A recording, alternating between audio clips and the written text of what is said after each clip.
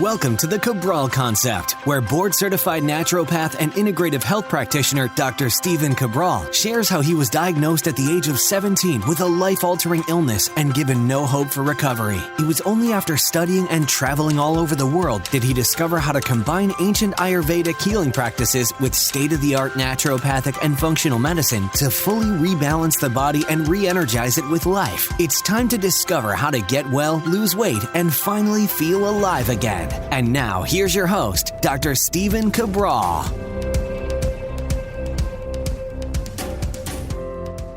John Assaraf is one of the leading mindset and behavior experts in the world. John has built 5 multi-million-dollar companies, written 2 New York Times best-selling books, and featured in 8 movies, including the blockbuster hit The Secret and Quest for Success with Richard Branson and the Dalai Lama. Today, he is founder and CEO of NeuroGym, a company dedicated to using the most advanced technologies and evidence-based brain training methods to help individuals unleash their fullest potential and maximize their results.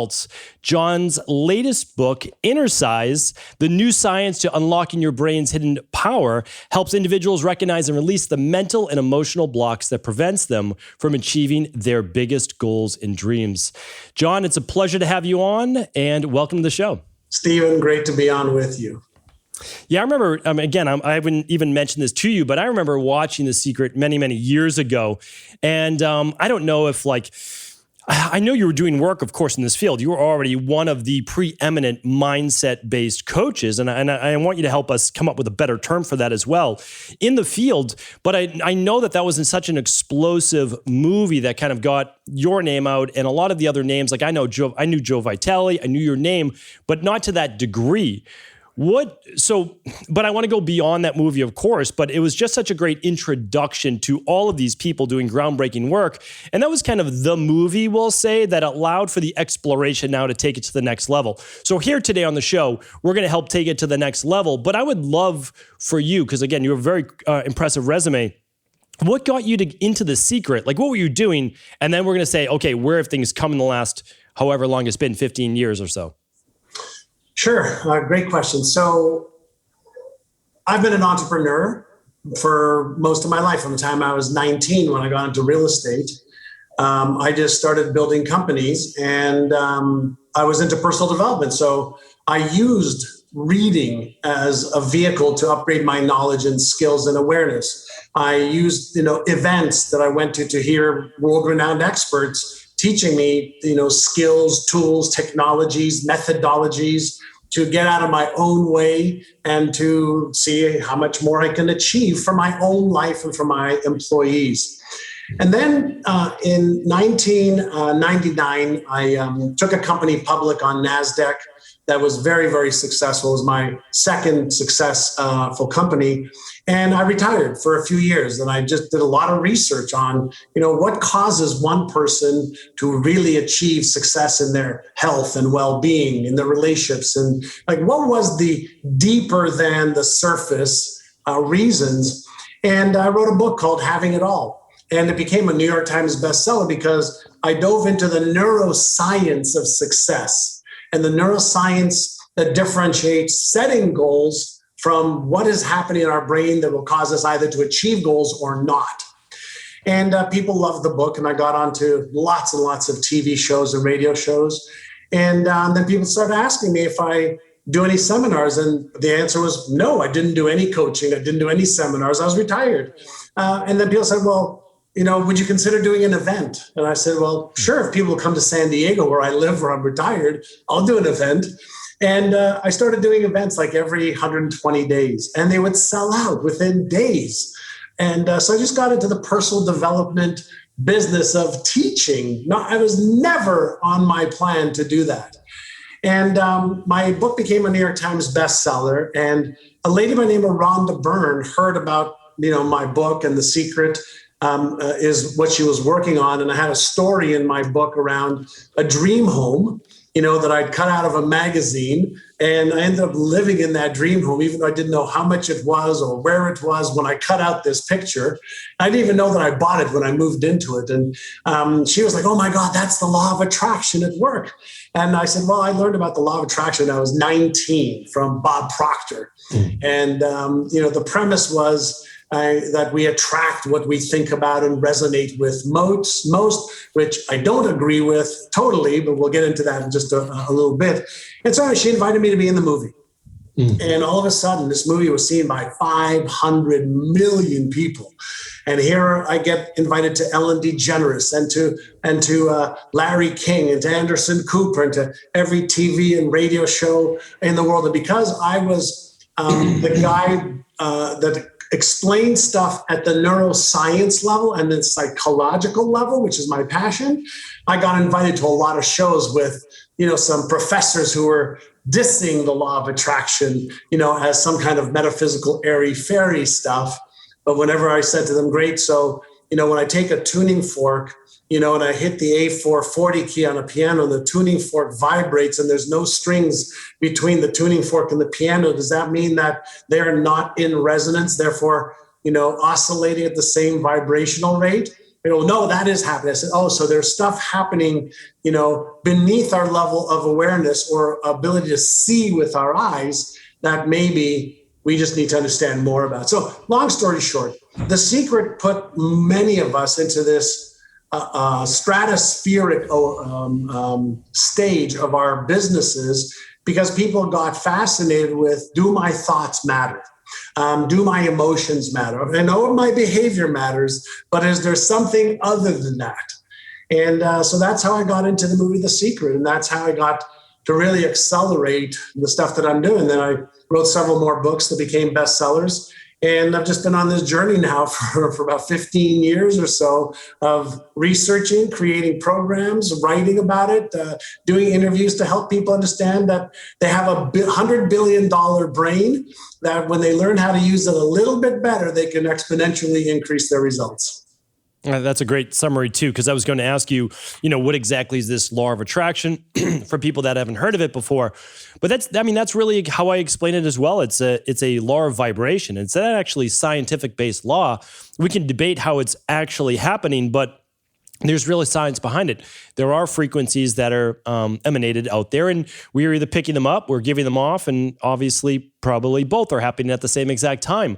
So I think one of the things that you just said about that is true. It's like, okay, The Secret, if we look back, and if I were to watch it now, I haven't watched it in a long time, well over 10 years, you might look at it as like, oh, well, this is we know this now. But back then, this was a lot of new information. I had already been studying this type of thing previous to that, but because Bob Proctor, Zig Ziglar, Jim Rohn, they talked about it in different ways, not exactly like this. Then the movie comes out, and I think a lot of people identified with different, we'll say characters in the movie, right? Different people in the movie. And I would say, resonated with what you were saying, because you were saying it from a science-based perspective, and you were saying this is what it looks like, this is what it could be, and now we're getting at a deeper level. So I would love to ask you, now that the movie's been out for how many years now? When did that debut? 2006 or 7, something like that. Yeah, about 15 years ago or so. That makes sense. So when we look at it now, I would love to know, if you just can point out one thing. So someone's just coming, they're in the beginning of their journey. Because I have my own thoughts, but what's the number one thing, like the biggest secret that the movie The Secret left out? Like, what's that missing factor, would you say? So I'll tell you what I loved about the movie and what I didn't. Mm-hmm. So what most people don't know is every one of the speakers went into a hotel room independent of each other to sit on this chair with a green screen behind us. And we were just asked some questions, almost like this interview right now. And we answered the questions. And then Rhonda, who was the gal who came up with the movie The Secret, she did all the Hollywood magic behind everything to create such a phenomenal story. So that's part one.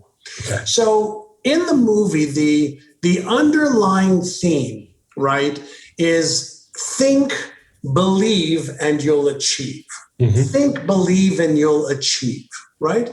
So a lot of people misunderstood that for, I need to think wealthy thoughts. I need to, believe that I can do this. And then magically, door's going to knock. Somebody's going to be at the front door. You open the door and I go, hey, some little bird told us that you've been thinking and you really believe that you deserve $1 million. And here it is. And a lot of people got this misunderstanding between thinking, how can I achieve making $100,000 or 25 extra thousand or 5,000 or getting out of debt or this new car? What do I need to believe about myself in order to resonate with that? What do I need to believe about, is it even possible for me to achieve that? And then the part that people missed en masse is in the word attraction, very few people look at the last 6 letters. And that's ACTION. Mm-hmm. ACTION means action. Now, it's not just any kind of action.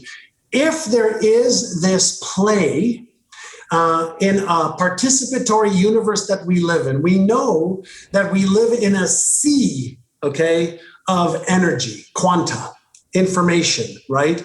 And we know that for this sea, to materialize from potential to product or material, something must have to happen. Somehow these electrons and neutrons and leptons and protons need to coalesce, into molecules, or atoms and molecules to create something in physical form on this physical world. So from the non-physical, we manifest to the physical.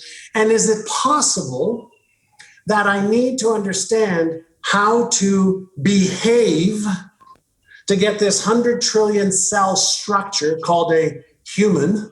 My name that my parents gave me is one thing. This meat suit is another thing. The organs in it's another thing. The systems that operate it is another thing. The electrical activity and the neurochemicals that are firing in my brain and your brain, everybody's brain right now is another thing. And is it possible that I am somehow affecting this unseen world with my predominant thoughts, with my predominant emotions, and with my predominant behaviors? Is it possible that this interrelationship, right, in this participatory universe, is it possible that when I have thoughts of how I can, why I must, how I will, I'm actually activating the neurochemistry and the electrical activity that collapses the wave function at the quantum level from wave particle or wave function to a particle? Is it possible?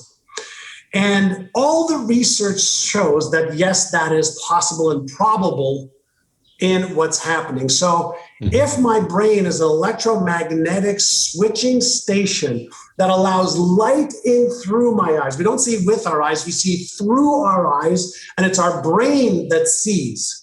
We allow sound in through our ears, right? And through an electrical and chemical process, we are able to hear. I can touch something and send an electrical message through my nervous system to my brain, and it deciphers what that pen is. Even though my eyes are closed, I'm firing the neurons that have this relationship with this pen because I've got cells of recognition. So is it possible that if I get my thoughts aligned on what I want, with the beliefs required to achieve it, and I can behave in ways that create predictable results instead of possible results, I can tune in like a radio station tunes in to rock and roll at 95.5 is rock and roll. It's not jazz. But at 95.6, it might be jazz. Is it possible for me to tune into the frequency of exactly what I want, like a radio tuning into a frequency that's already in the room for music they want to hear? And then by me taking the right actions, I can create the success that I want because it's already here. That's what people missed. They missed that action part, but creating that coherence okay, between the thoughts, emotions, feelings, sensations, and behaviors. Yeah, I completely agree with that in the movie. And you're explaining also the other part that I believe now people are leaving out today. They're saying, okay, I've created a vision board, right? I've followed what John's been talking about. I believe I can do this, but we'll get to that in a second, because I think there's much more on a subconscious and nervous system based level. And then I'm taking the actions day in and day out, because there's a lot of people that work 80 hours a week and they're working towards their goals and they're not really that much further ahead. But there's some people that seem to be able to achieve that with far less effort.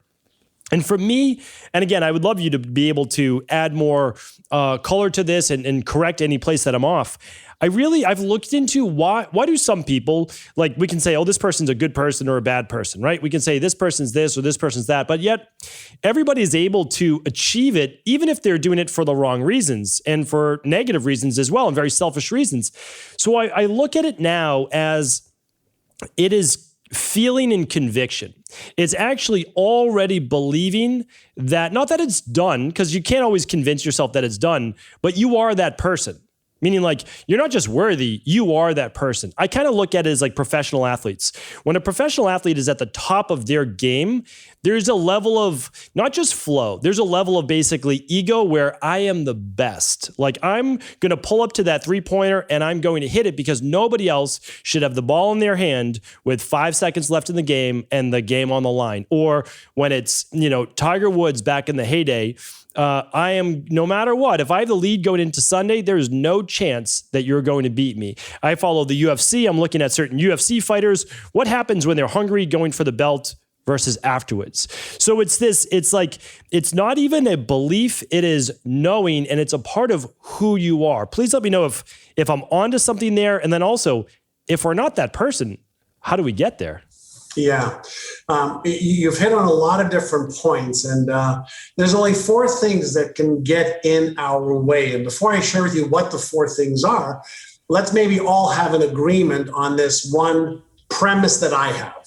And so it's, 2021, 2022, okay, time frame. And there's 107 or 8 billion humans that have walked on Earth. We've been doing science for about 500 years, give or take. And so we've discovered a bunch of stuff about humanity and how to do things and how not to do things. And would you agree that if you had to achieve health goals, relationship goals, financial goals, business goals, career goals, spiritual goals, that today is probably the best day alive for us to have the accumulated information, knowledge, and skills from the history of our species, and we could find that out in less than 5 minutes on Google. Yeah, we can 100%. find Yeah, a book, 100%. a course, a video, a coach, a mentor, a podcast of everything that we should do and shouldn't do. So that means that we are at the best time of our lives, the history of our species, to be able to achieve even more. So there are 4 things that hold people back. And when we look at it from a neuroscience or neuropsychology perspective, we understand that our brain, even though it's made up of mostly water and fat, we know that we have 3 major networks in our brain, like a telephone network around the world. We have 3 major networks: the salience network, the default mode network, and the executive functioning network. We also know that we have a fear circuit, we have a motivational circuit, we have a spiritual circuit, we have a self-doubt circuit. And we know that when certain circuits or networks are activated, here's what this organism called our brain does, which causes this body of ours to either take action or not, to move towards something or move away from it. So we understand that. And since our brain is wired for safety and comfort first, safety and survival first,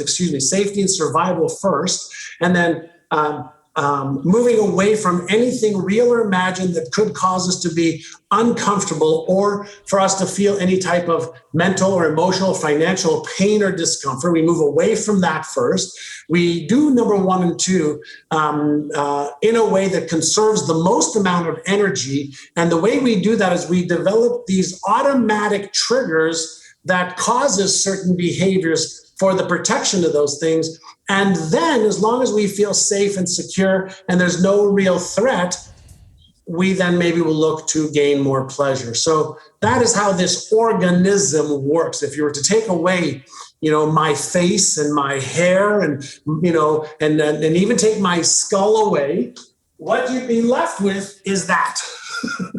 You'd be left with a brain, right? With a nervous system that is triggered, in certain ways because of external stimuli or because I have this vision or a goal for my life and based on security and safety, avoidance of pain, conservation of energy, and then move towards pleasure. This brain of mine is going to make decisions. So having that as our fundamental framework, what happens when we have a goal to be really healthy? To lose weight, keep it off, and to extend our lifespan in a healthy way. Well, we can have that as a goal, and that's all great. And we might even feel good. And, the anticipation of that will release that dopamine in our brain, and we'll feel like, oh my God, this is awesome. We'll high five and we'll hug our husband or wife and we'll feel amazing. But then in the very next nanosecond, when your brain says, yeah, but last time that you tried this, you failed. The last time you made this commitment to yourself that this is the book, this is the podcast, this is the teacher, this is the blank, you didn't follow through to completion, or you started and stopped, or you achieved some success and then you reverted back, to all of your old behaviors. You're just going to disappoint yourself if you do this again. So all of this, what I'm just saying, is happening behind or beneath your level of awareness.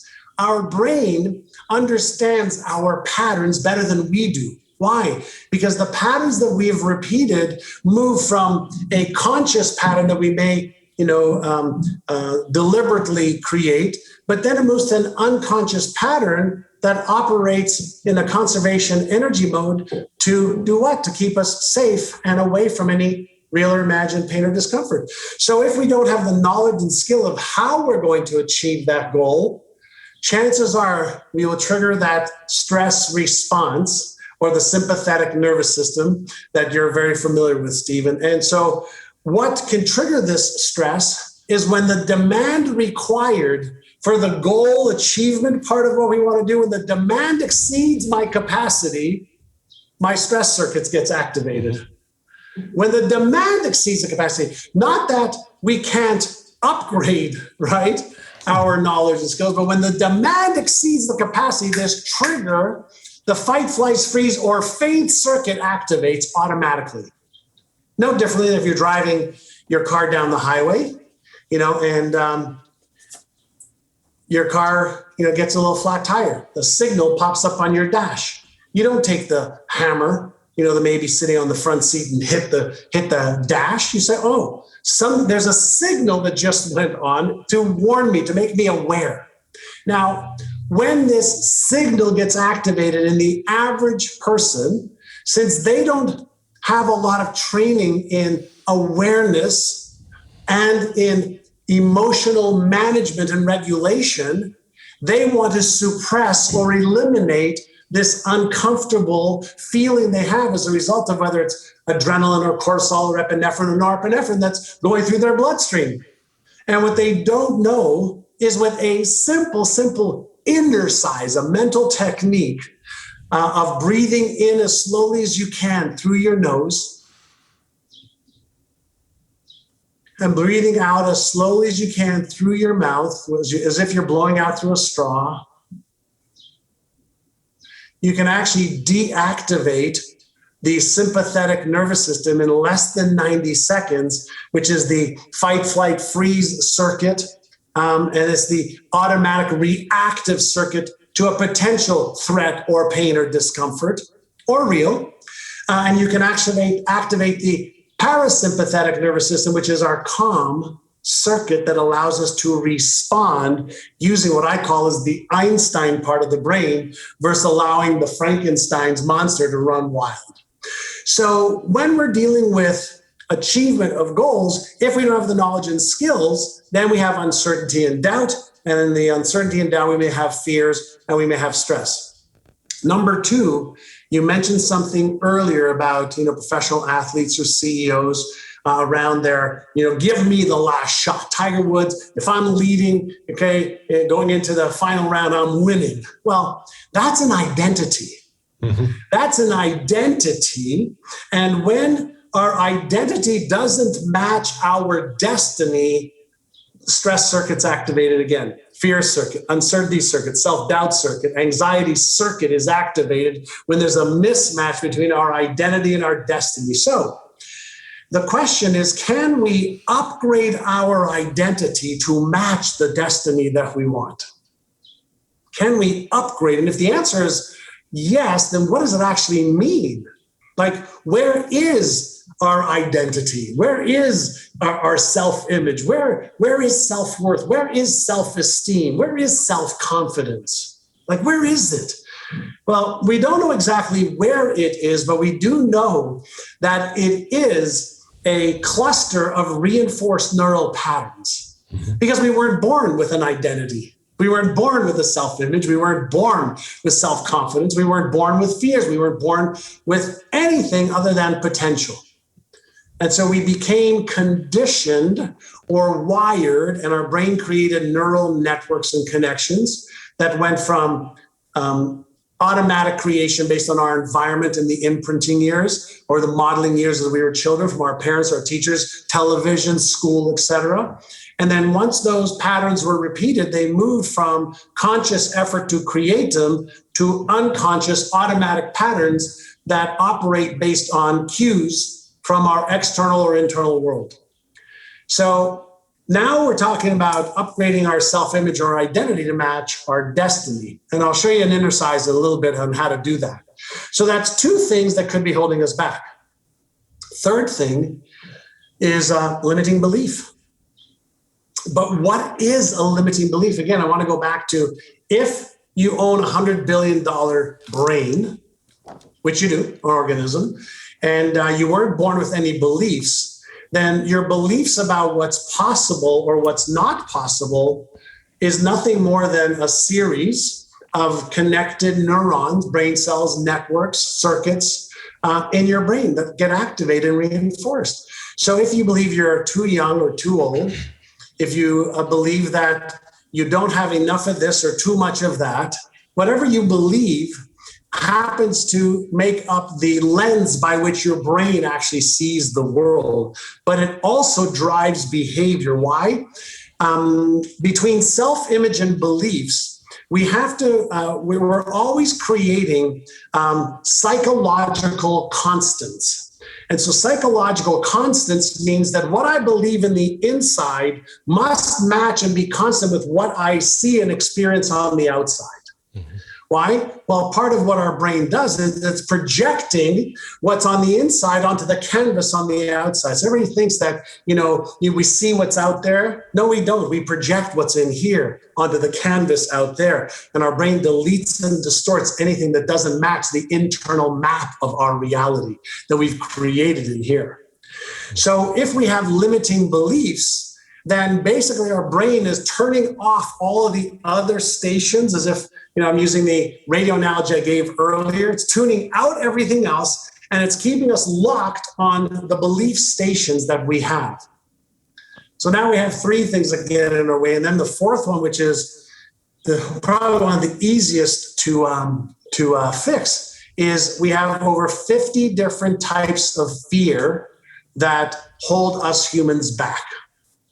So again, if we go into the premise of, why do I do what I do? Why don't I do the things I know I should do or I want to do? Like, I want to, but I'm not. I'm procrastinating or self-sabotage. Why? Well, is it possible that as you're thinking about, let's say, releasing weight and keeping it off and being healthier, is it possible that your brain is also, even though you have this goal and this vision, you have this really big reason why you want to do it? Is it also possible that deep in the recesses of your mind, your brain is also saying, but what if you start and you don't follow through like you didn't last time? Then your spouse is going to say, there you did it again. You just spent more money on that doctor, on those pills, potions, and courses, and you're not doing shit with it. And so you don't want to deal with that. And your brain's predicting all the time. Our brain is predicting a possible negative outcome in the future, that in the prediction of that possible negative outcome in the future, we're actually releasing the neurochemicals associated with that. And we're feeling it now, and that puts a brake on motivation behavior. So our brain's predicting, is it possible that you're going to fail? Yes. Is it possible you're going to start, succeed, and then fail? Yes, just like you did the last 10 times. Is it possible that if you fail, you might be embarrassed or ashamed or ridiculed or judged or even rejected? Yes. Well, who the hell goes forward thinking those are possibilities? Not the average person, because they don't know how to manage the emotion with techniques. They don't understand enough about the emotion is perfect, but maybe you're reacting to it at your highest level of training, and maybe it's just a training issue, but not the emotion. Maybe you need to learn how to respond to this emotion so that you control it versus it controlling you. Now we have a skill opportunity.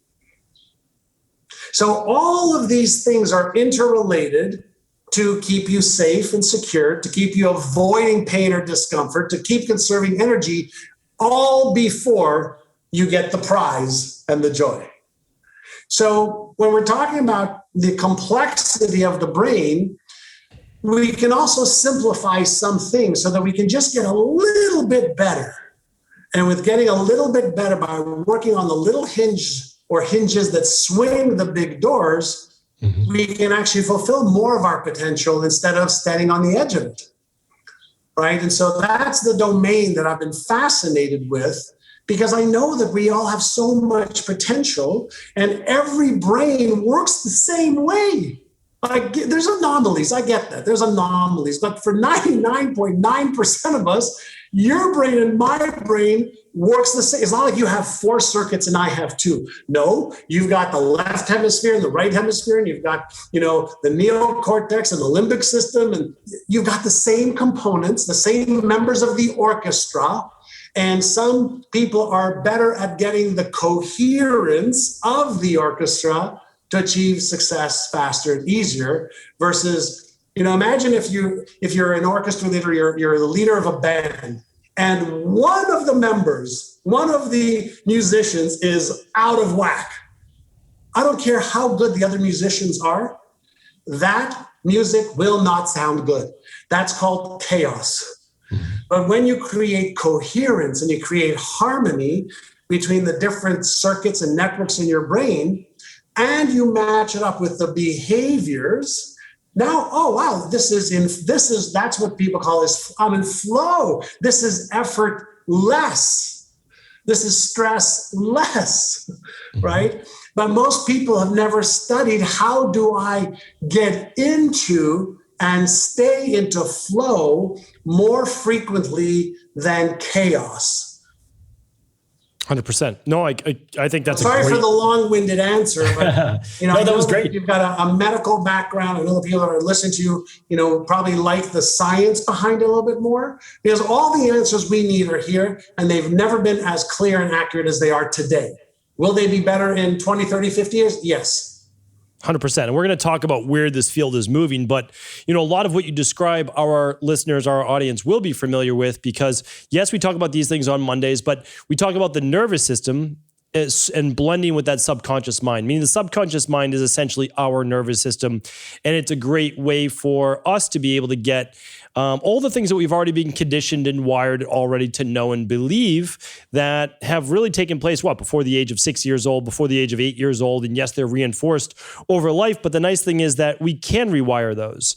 And there are specific techniques to do that. And the truth is that, just like you said, everything that we can think of right now, someone's pretty much already explored, created a blueprint, a course, a methodology for achieving. So in my field, let's say someone has gut issues like SIBO or Candida or parasites. We already know how to remove those. You can remove them by conventional medicine means or by natural health means. If you have intestinal permeability, we know how to seal back up the gut. We know how to help with autoimmune. We know how to help with high cholesterol, high blood pressure, psoriasis, you name it. So the issue Which are all effects. That's right, exactly. Every one of those things are effects. Mm-hmm. And what I love about what you do as a functional medicine doc is you're focusing on cause to fix the effect. Too many people are focusing on the effect, and they're focusing on the effect, they're wondering why they keep recreating the effect, because that's where their attention and energy goes. So anyway, right. And they're not, so they're looking at, okay, here's this end goal and it's so far away from me. But what they don't understand is, first of all, you don't have to have all the answers up front. And that's impossible. But you just have to have the belief that this is achievable. Someone else has done it, so I probably should be able to, just because of what you just said. We all have the same brain. Yeah, there's going to be variations, but we all have the same ability to be able to do this. Your wiring, your conditioning might be different than another person. You could have more attributes in one area than another. However, these things can be learned. So it's the belief that, first of all, it can be achieved. That's where so many people fall off in the first place, is you don't actually think it's doable. Never mind the how. The how can always be figured out, but you don't even believe that it's even possible. But then you start to meet someone, okay, they might not believe me, they might not believe you, but okay, someone else then, like them, in their family, their friends, whatever, looked at it, was able to achieve it. Now all of a sudden they start to grow a little bit in belief in themselves.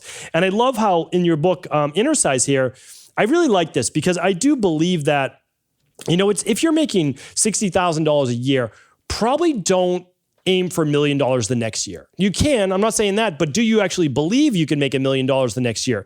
You talk about find somewhere that's actually believable from right there, from right now, and then be able to scale from there. Could you go a little bit more? Because I do believe that a lot of people took from the movie The Secret as well. Well, I just have to think it, that I can just have this and I'm going to hit it, when it's so far off from what they actually am able to visualize in the first place. Yeah.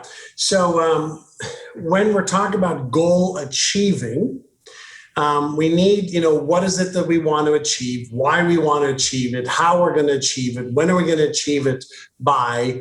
And so we need a variety of different pieces to the puzzle. People usually set goals that they think they can achieve, or it's just outside their comfort zone. So they have a little bit of risk, to get that little adrenaline going. And then there's some people who've actually learned the way to manage their emotions and their mindset enough that they can set a big goal and achieve it. Because they say, okay, I know that my brain is going to fire off the stress chemicals, okay, because I don't have all the knowledge or skills. I don't have the money. I don't have the tools. I don't have the resources. I don't have the connection. I don't have to be able to achieve that goal. And they know that it's normal for them to feel uncertain, to feel a lack of confidence. Mm-hmm. And so when we set goals that scare us, it can be good, but to the untrained person, it could flood your bloodstream with the neurochemicals that just cause you to freeze and not do anything, unless you know how to release those chemicals from your bloodstream. Breathing is one of them. Yawning and maybe caressing your arms for 90 seconds is another one. But you also have to know how to frame things in a way that'll empower you versus disempower you. You also have to know that if you're lacking the knowledge and skills, that there may be people that you could bring on to help you that have the knowledge or skills. You have to know that even though you may have limiting beliefs, you can create empowering beliefs that will open up your brain's perspective and open up the paradigm center of your brain as well. That'll help you see more of the possibilities versus the obstacles. But this is a skill that most people can learn, and it's not what we teach in school, right? Mm-hmm. So if it's possible to achieve, and I often use, a marathon as an example. If I said, hey, can you run a marathon right now? Like, I'm in really good shape. okay? And I can't jog a marathon nonstop right now, okay? But if everybody who's watching or listening said, yeah, a year from now, let's run a marathon, even if you're out of shape right now, even if your diet sucks, you don't exercise, the most exercise you get is from the sofa to the fridge. Guess what? If you made a commitment that a year from now, we're going to run a marathon, and today all we did was walk for 1 minute, and tomorrow all we did was walk for 1 or 2 minutes, and we developed the habit of walking for the first week for 1 minute a day. And then we said, okay, what should my diet be like? Okay, what would a proper exercise regimen be like to train myself? What would a proper rest regimen be like? What would be a good massage therapy regimen? What would be a good, cardiovascular aerobic workout be versus a or an anaerobic workout be? We could learn everything needed after we make the decision to achieve a marathon a year from now. And if people were committed to upgrading their knowledge and skills, to helping each other, to being on track every day in an organized, methodical way, I would bet that 98% of the people right now that would say yes to that could jog even as slowly as possible 365 days from today, a marathon. So it's not the lack of how, right? If you want to solve a 2x2 Rubik's Cube, you can go to YouTube and do it and learn the algorithm. If you want to solve a 4x4 or 5x5 or 6x6 Rubik's Cube, even though you've never solved it before, all the how-to exists on YouTube for free. Mm-hmm. So the problem isn't how to. The problem is a lack of commitment, which means I'm going to do whatever it takes, legally, professionally, ethically, of course, to achieve the goal. And then I'm going to let go of the beliefs that don't serve me. I'm going to get rid of the habits that control me. I'm going to get rid of the self-image that wants to hold me back, feeling like I either don't deserve it or I can't. Mm-hmm. And if I work on those things to remove the obstacles and to upgrade, my identity to match my destiny and my behaviors to match what I want to achieve, I can achieve way more than I'm achieving right now. But so the problem isn't that you can't.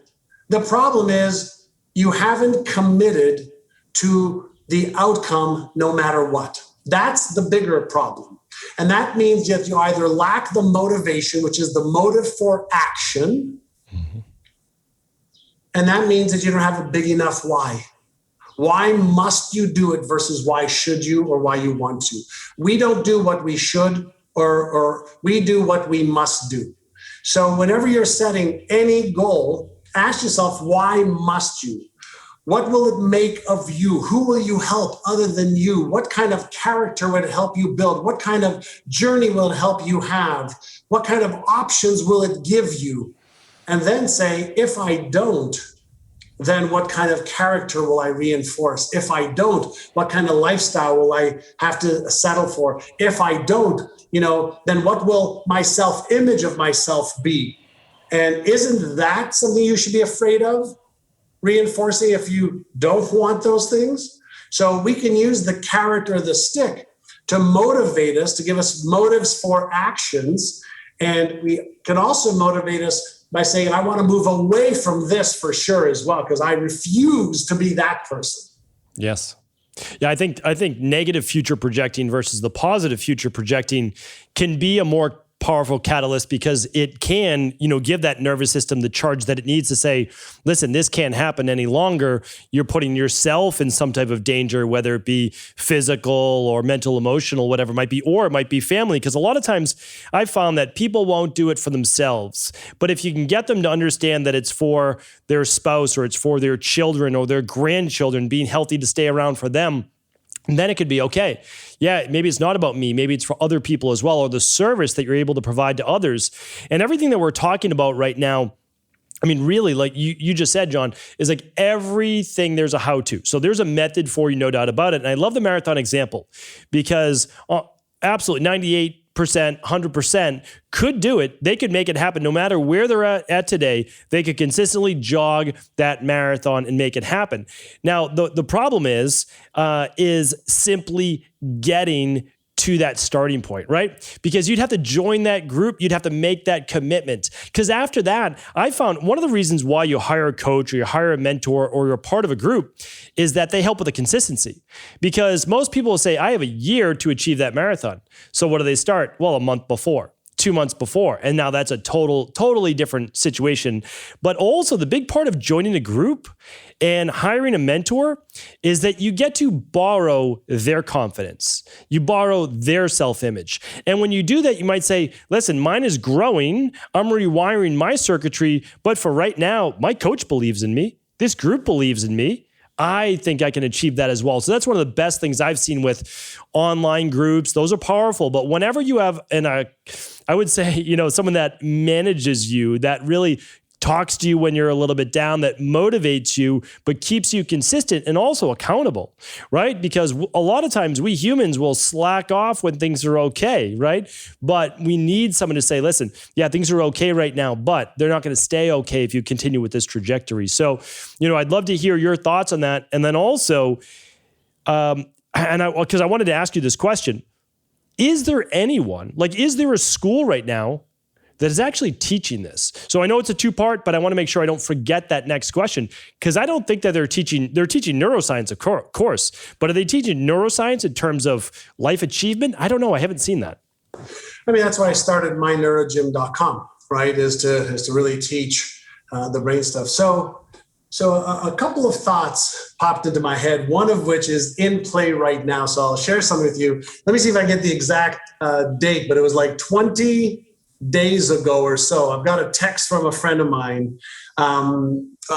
Anyway, this guy makes millions a year in business, successful marriage, successful dad, et cetera, et cetera, et cetera. About a month ago, 20 some odd days ago, we were on a call and he was drinking Coca-Cola. Not even the sugar-free one, but he was drinking one. Then he had another one. And I said, hey, blank, what's with all the soft drink that you're drinking? He said, oh yeah, I have about 10 of these a day. I said, what? Do you realize that each can has got like 47 or 50 grams of sugar in it? It's just liquefied. And you're drinking 10 of them a day. Do you have any idea what you're doing to the inside? He says, yeah, I've tried to stop all of these years. And I just, I stop for a day or two or three, and then I do it again. So I'll make you a deal. And this goes to a point you were just making. I said, you and I are friends. I care about you. I love you. I said, it's bad for you, right? Yes. You know what it's going to do to you, possibly, diabetes, blah, blah, blah, blah, blah. Yeah. He knew all the consequences. Mm-hmm. I said, are you willing to do a little experiment with me? He said, sure. I said, why don't you commit to stopping your soft drinks right now? Take your last sip, commit to stopping it right now. And all I want you to do for 30 days, I want you to text me by 10 p.m. your time that you completed just that day. Mm-hmm. So he did it day 1, did it day 2, 3, 4, 5, 6, 7, 8, 9, 10, 11, 12, 13, day 14. He says, hey, John, I didn't even think about having one today. Day 15. Oh my God, I almost forgot to text you because it's like I didn't do it. We were on like day 20 or 21 last night. And he says, this is incredible. But just having you to text, to hold myself accountable to you, he doesn't pay me, he's a friend, has changed my entire belief about what I can do, because I've tried so many other times. I said, well, first you made a commitment. We picked a timeline of 30 days. We picked one behavior that you have to be accountable for to yourself, and that's don't drink the Coke. And 2, to me, text me, just let me know you did. So now, not only are you doing it for you, but you don't want to be embarrassed or ashamed having to tell me, oh God, I drank the Coke. So a little bit of coaching, a little bit of commitment, and some small action steps of accountability go a long, long way from a neuroscience perspective of changing behavior. Now, I mentioned to him a bunch of times, all the latest research shows that in order for a new pattern to override an old pattern and stick, takes between 66 days and 365 days. So all of my clients, my private ones and my group coaching clients, whenever they come into my environment, they have to commit to 100 days. If they don't commit to 100 days, don't buy my programs, products, services, because then you're going to hold me responsible, and I'll be responsible if you commit to 100 days, because then I can help you create the neural patterns long enough for them to reinforce themselves and create you. That's right. So and basically what you're doing is you're creating a new identity over 100 days. And that's, with the beliefs, with the self-image, with the new habits, with the behaviors, with the reinforcement.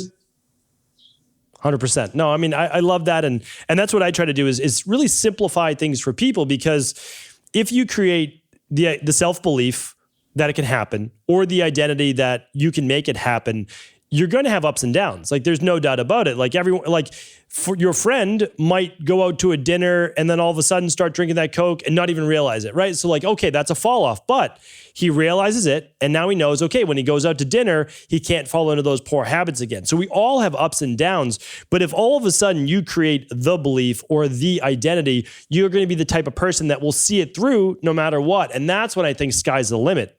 You know, it's kind of like getting to that place first, and however you can do it, whether it's through, using binaural beats and different subconscious-based mantras being implemented, or through a coach, or whatever it might be, is I think they're all steps along the way. And a lot of people, I know that I did, again, I really got into this work about, let's say, almost 20 years ago, but definitely 15 years ago, is that I thought that I would arrive and that it would just click.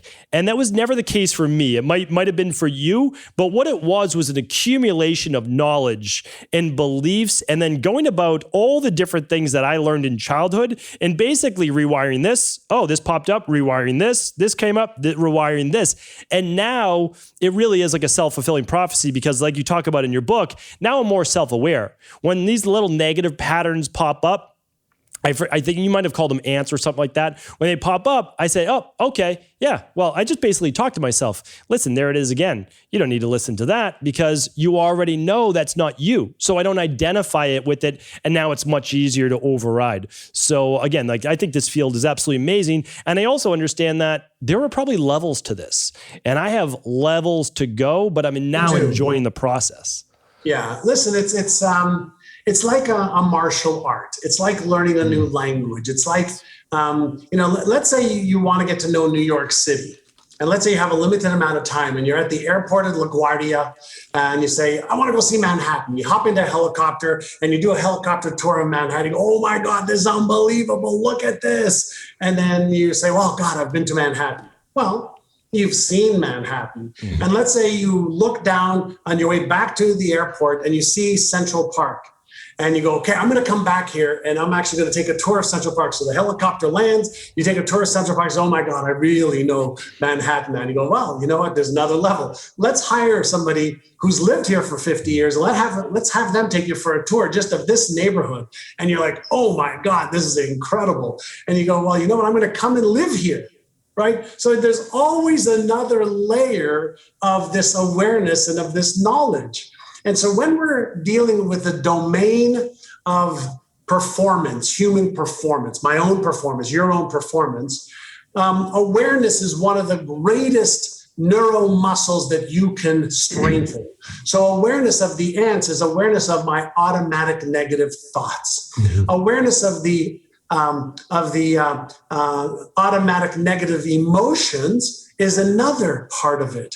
Awareness of my disempowering behaviors. That's an awareness. Awareness of the stories and excuses that I keep using. Awareness of my procrastination. Awareness of, my habits. Awareness of, what's causing my results. These are all layers of awareness that the more we are aware, without judgment, blame, shame, guilt, or justification, without judgment, blame, shame, guilt, or justification, the more we're aware of the software, the easier it is for us to re-engineer the software, right? So we shouldn't be worried or have a fear of radical honesty and radical awareness of self and of results and behaviors.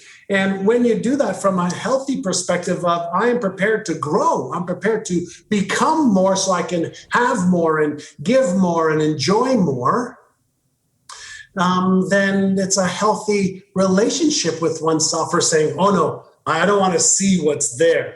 Well, what do you mean you don't want to see what's there? What's there is the obstacle. That is your key to freedom. So you're 100% right. It's like, once you become a black belt, you realize you need to practice the basics every day. That's right. Yeah, and it's bettering your best. I mean, that's really what it's about. If someone tries to compare themselves to where you are today, to their starting point, it's unfair. It's unfair for anyone to do that. So simply going about each day is just saying, hey, I'm just going to try to do a little bit better than yesterday. I mean, if you do that's when exponential change can really take place. So one of the things that I love in my field, and it's the same for yours as well, is that what I look at, just like you spoke about before, root cause. So if you name any disease, we understand that the disease is simply a manifestation of symptoms caused by one or multiple root causes. So how do you fix the disease? Well, the truth is that you never have to worry about the disease, like the end goal. You don't have to worry about the end goal. What you need to do is fix the things that leads to the end goal. And I call it the rain barrel effect. So it's like the filling up or overflowing of the body's systems. And it could be from the nervous system, the immune system, the gut, whatever it might be. But in this field, there's also the horizon, the next level in terms of looking at anti-aging, which is a field that I'm very much into. And so I know where the field is moving in terms of automation, AI, continuous glucose monitors, smart chips in these devices, all things that I'm currently working with different companies on and I love. So I'm assuming the same is taking place with the performance-based field in terms of mindset. And I would love to hear how you yourself and also companies are taking this field to the next level. Yeah, so as we speak, I'm working on an AI-powered platform for personal development that'll act as your, private coach, therapist, psychiatrist in your pocket on your mobile phone that will connect, obviously, to your biometrics and to what may be triggering your fear or anxiety or stress, or lack of confidence or lack of certainty or procrastination or self-sabotage, so that you can have an awareness of patterns so that you can switch the patterns by doing one or more of our inner sizes or our inner size stacks, as I call them. So we do exercise to strengthen our muscles and internal organs, et cetera, ligaments, tissues, et cetera. Well, why not strengthen your core neuromuscles? Why not stop using the muscles, that are holding you back and start creating the new neuromuscles of confidence, certainty, awareness, focus, beliefs, habits, deliberately, because you can. Yeah, 100%. I can see that being used with things like neurofeedback, biofeedback, haptic feedback, a vibration when you're making a positive or negative. Feedback, There's an virtual reality, augmented reality, integration of all of the technologies is where we're going, right? Even as much as in some cases there are chips that are being put in people's brains right now that may have limited bodily functionality, that their brain can read thought patterns and create computer commands that can create, a robot to give them something to drink. It's like with thought. 100%. And I've seen some of those devices in their rudimentary based stages. And I know that they're advancing right now just with thought and moving the robots like you just spoke about. One thing I think that would be deeply helpful for a lot of people is, first things first, which we did touch on, is that, people need to get super clear about what it is that they want, because until they're clear, it's very difficult to end up knowing what your goal, what your destination is. But if you were able to do that and then put on some type of immersive, not augmented, but actual virtual reality, and then see yourself in that end state, and then the feelings of that, the smells of that, I think that would be very powerful for sure. Yeah, absolutely. We use a lot of neurological triggers of past experiences. A lucky number that you may have, a color, a smell, an old memory that we can attach to a new memory. We never have the same memory twice. A lot of people think that, when I think about my childhood, I'm remembering the exact way that it happened. No, you're not. Every time you've, remembered that thing, whatever environment you're in right now gets attached to that. We lose 20, 30% of our memory around events from our past almost on a yearly basis. So unless it was a significant negative emotional experience, we don't really remember all the positive stuff that's happened. Amazing. So when do you see these devices being rolled out? Like, are you in the development stage, or when do we get to actually check all these out? We'll have our MVP by the end of this year, and right now I've got my advisory team in place. I actually just hired a director of inner size product development who starts this month. And so that's a new hire we just have. And so our MVP will be done this year. And so sometime in 2022 timeframe. Good for you. That's exciting. And you probably never thought 20 years ago when you retired that you'd be in a whole new field, a whole new, business. And that's the great thing is, when you're enjoying life, you're moving about your passions and what you should be doing, these things begin to expand and open up for you. So it's absolutely fantastic. For what I love. And I'd love to talk. So you have NeuroGym. Maybe since I'm not as familiar with NeuroGym, could you talk about that for a minute? And then I'm going to talk about inner size and why I think that this is going to be helpful for a lot of people to pick up. So I started a company called NeuroGym, and the website's myneurogym.com, to be able to share what I'm discovering and what our faculty of psychologists and brain researchers are finding with people out there who say, I want to be healthier. I want to make more money. I want to have enough for retirement and more than enough. I want to be healthier. I want to have a better relationship. I want to have a deeper spiritual connection to source, whatever that is. And it's for anybody who doesn't want to settle for what is or what they have. And they want to grow and develop and learn, but use evidence-based methodologies versus, the metaphysical ones, which are great to use, but we don't know exactly how they work yet. I'll just say yet. And I'm assuming that just like we have gotten better at, brain scans and being able to look deeper and deeper into the human brain, we'll get deeper and deeper, into the fabric of nature itself, as we are already discovering, different elements in the quantum field. So NeuroGym does that. Is we have programs on winning a game of money, winning a game of fear, winning a game of procrastination, winning a game of weight loss, winning a game of business that rewires people's brains with our software that people listen to. And most of our programs have got anywhere from 7 to 12 levels. It's almost like, level 1 is, getting started. By the time you're in level 7, 8, 9, 10, 11, 12, your brain's getting a phenomenal new workout on your beliefs, your habits, self-image, perspectives, paradigms, etc. And then we coach people on how to overcome the obstacles and how to create plans that win. So that they have the support that they need as well. So I didn't just want to have the brain training side of it. I want to have the environment that people can actually share their successes, get help with their challenges. And so that's what myneurogym.com is all about. And then I write and I do interviews to share some of the stuff. So my latest creation was around what I've been doing for 40 years is I have been inner sizing. I have been doing the mental techniques on a daily basis. And the simple ones that everybody knows is visualization and mindfulness and meditation. But there's also advanced techniques like mental contrasting.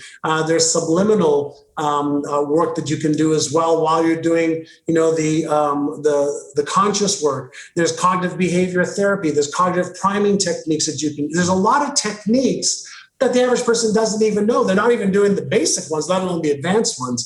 So I created, an entire body of work around inner sizing. So just like you can do 25 different exercises to strengthen your bicep, you can do 25 different exercises to strengthen your self-confidence or your habit, a constructive habit that you want. So, and that's why I wrote Inner Size. I trademarked the word, wrote the book, and now I'm creating hundreds and hundreds and hundreds of inner sizes that people could listen to and watch and then take action on to reinforce the pattern, including some high-speed inner sizes that imprint onto the subconscious mind. So again, some fundamental techniques and some advanced techniques that are proving themselves out very, very well in the labs. That's great. And for someone with a fitness background, which I do, that's how I got into this industry. I like the neuro gym and the inner size and the inner sizer. There I go with like jazzercise, the function there, because at any point in life, if you decide to stop exercising, stop moving your body, it's going to atrophy. And it's really the same thing with the brain. I mean, I see it as that, or in your nervous system, that you're either going one way or the other. It's really difficult to stay in place. So these are things that you can do. Nothing stays the same. Right. There's no leveling out. Things are always in vibration. They're always moving. So it's like, okay, well, which way are they moving? And also, what are you attracting? And so when you go to the gym, what are you more likely to do? Well, you're more likely to eat well. You're more likely to get to bed earlier. It's what it's leading to next, which is the part I like. One more question that I have for you, because I'm interested personally, what does your daily inner size look like? Does it go hand in hand with your exercise? Do you do it before? Do you do it after? Do you prime the body when you wake up? Are you a little bit more relaxed now that you've kind of got this mastered? No. So after I wake up, I do my gratitude work while I'm in bed. As I put my feet on the floor, and I am grateful for being able to do that every morning when I'm able to do that, because some people didn't wake up. So I start with that as a holy. I get another day, hopefully. Then I, after my daily bathroom break, my early morning bathroom break, the first thing I do is meditation. Mm-hmm. So first thing I do is I just connect with the source of all supply. And we know that meditation is a different state of consciousness than sleep is, or being awake is. So I do a meditation. Following my meditation, I do my brain training audios, which are inner sizes that I've custom made for myself.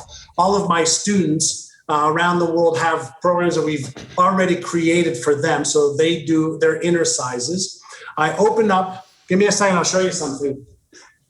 It'll be worth it, because this is part of what I was just revising the last couple of days, but I have something called my Exceptional Life Blueprint. Mm-hmm. And on this blueprint, this is my working copy that I just worked on. So I have my vision board, of my family, things that I either have achieved or that I'm working on achieving. And then I have my vision for my health, my vision for my wealth, relationships, career, business, finances. I have my business destiny script, my money destiny script, my health destiny script, that not only I read every day and I close my eyes and feel it every day, I've recorded it as well as part of my brain training, and I listen to it every day to imprint the vision, the goals, the dreams, the why into my subconscious mind in a hypnagogic state, which is a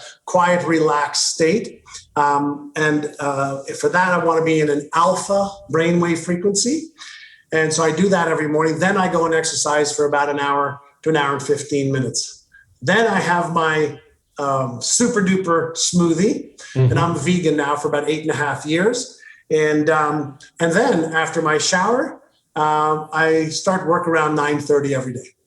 That's a full morning right there before 9:30 a.m. Before 9:30, that's me time. That's for my spiritual, emotional, mental, and physical well-being. That is my SEMP model. So that's how I tap into the field of all possibilities. And it's not that I tap into it, I'm in the field.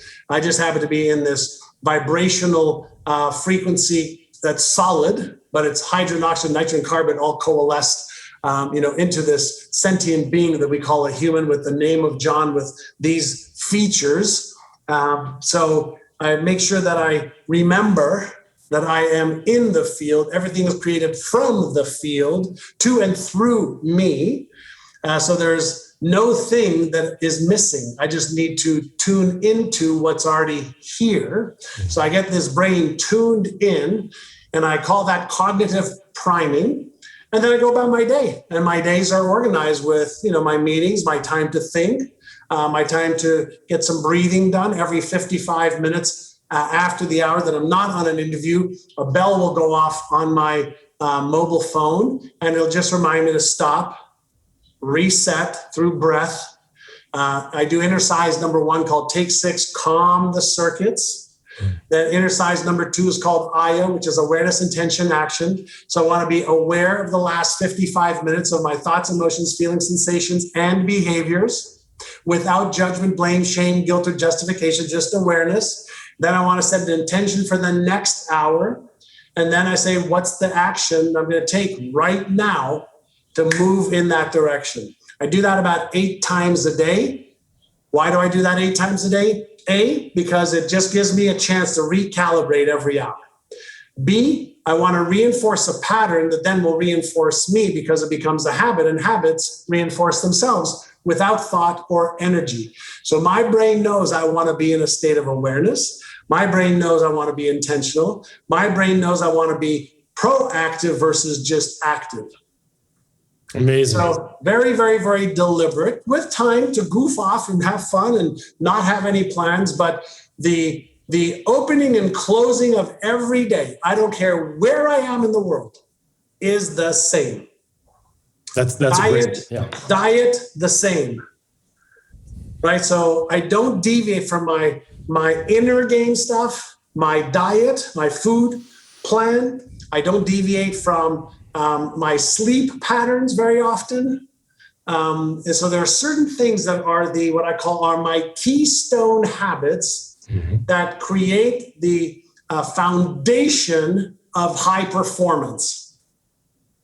In the middle, I can change. If somebody says, hey, let's do this instead of that, sure, I can do that. But that's a deliberate choice. But you're not going to get me to stop the pillars, of my foundation.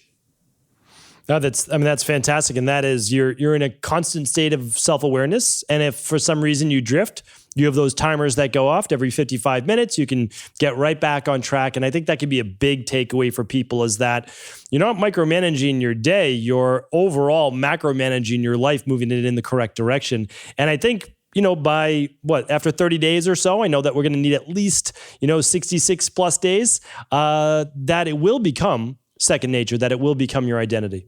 And if you think about what does an airplane do the moment you're airborne on the way from, let's say, New York to London, the airplane's off course 99.9% of the time. Right. But it has this mechanism that keeps adjusting, faster, slower, left, right, up, down. It's an automatic. It's a cybernetic mechanism is what it's called. It's a control and response mechanism. And so I want to train my psycho-cybernetic mechanism to focus on what I want and to calibrate automatically. It's great. And then you're using that mind as the tuning fork, just say, hey, listen, this is what we're working on. This is what has meaning. This is what I'm moving towards. And so, I think it's absolutely fantastic. I highly recommend people pick up a copy of Inner Size. And then from there, once they get a good gist, they might already understand a lot of this. The next step could be moving on to My Neuro Gym. We will link all of this up in the show notes here today. I want to allow you to have the last word, but I truly appreciate having you on here today. I learned a lot. I have no doubt our audience did as well. Thank you, Stephen. Well, listen, it's my joy to do the research, to be the guinea pig, and to share what will hopefully make your life the masterpiece that you want it to be. I have this visual. You asked about my rituals. One of my rituals that I love everybody to consider adopting is at the end of every night, when I'm in bed and I'm doing my gratitude exercise, I think back on my day.